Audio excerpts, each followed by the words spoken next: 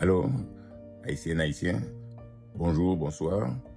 Moi, je suis Maurice Jolibois, membre de MAPGOUMEM, Mouvement haïtien pour gouvernement avec Michel Soukar. Aujourd'hui, très bref aussi, je veux poser une question. Sébastien Migné, le renvoyer ou le nommer directeur des équipes de football nationales? Je voulais attendre un peu que les esprits échauffés par l'élimination de notre équipe de la Coupe du Monde pour pouvoir poser cette question et faire un commentaire au sujet de la sélection nationale et au sujet de la continuité ou de qu'est-ce qui va arriver à partir de maintenant avec la sélection nationale et avec l'entraîneur Sébastien Migné. Bon, je fais les commentaires.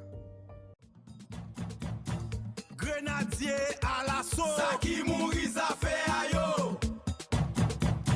Citoyen à l'assaut, nouveau pays à bon pour nous. Haïtien à l'assaut, désobéissance civile pour nous faire gol. Patriote à l'action, c'est Soukar pour nous voir pio. Vive peuple souverain haïtien. Aïe bobo. Alors, comme je disais, la question est plutôt Sébastien Migné, le limogé ou le nommé directeur des sélections nationales 17, 20, 23, c'est-à-dire les petits grenadiers et les grenadiers. Que voulons-nous, nous-mêmes les Haïtiens? Rester un peuple humilié, dépourvu de structures sociales et politiques telles que nous le sommes aujourd'hui par la faute de nos propres soi-disant élites politiques, économiques et intellectuelles qui nous maintiennent dans la pauvreté, l'insécurité, la misère et la mort? Ou bien on aimerait les Haïtiens décider et pour qu'on puisse décider à agir et de prendre des décisions nécessaires pour changer, surmonter les obstacles et tracer une voie patriotique vers le développement économique et social. Une voie qui nous permet de vivre en sécurité et d'exercer pleinement nos droits, y compris celui d'avoir des équipes nationales de football, 17, 20, 23 et l'équipe senior. Que ces équipes-là qui puissent nous représenter dans les tournois mondiaux dans toutes les catégories confondues. À mon humble avis, je suis très satisfait de la performance des Grenadiers lors de cette Coupe du Monde. Je reconnais et salue le travail accompli par l'entraîneur Sébastien Migné. Je ne suis pas de ceux qui croient que les résultats surviennent spontanément ou par chance. Je suis convaincu qu'ils sont le fruit d'un processus préalable et d'un travail organisé. Certes, les processus et les résultats peuvent être améliorés une fois les lacunes identifiées. Il est normal de rencontrer des imperfections dans toute dynamique impliquant des essais et des erreurs. Mais l'expérience acquise doit servir de fondement à la planification future. C'est pourquoi j'estime que le résultat obtenu sous la direction technique de Sébastien Migné est remarquable et ne doit pas être balayé au profit d'un nouveau départ à zéro. Franchement, je crois fermement que nous devons assurer la continuité du travail ayant acquis cet exploit majeur, une qualification pour la Coupe du Monde après près de 50 ans, et consolider ce succès au sein de toutes les équipes nationales. Par conséquent, je pense que, en plus de conserver son poste d'entraîneur principal à l'équipe senior, il devrait être nommé, directeur des équipes nationales.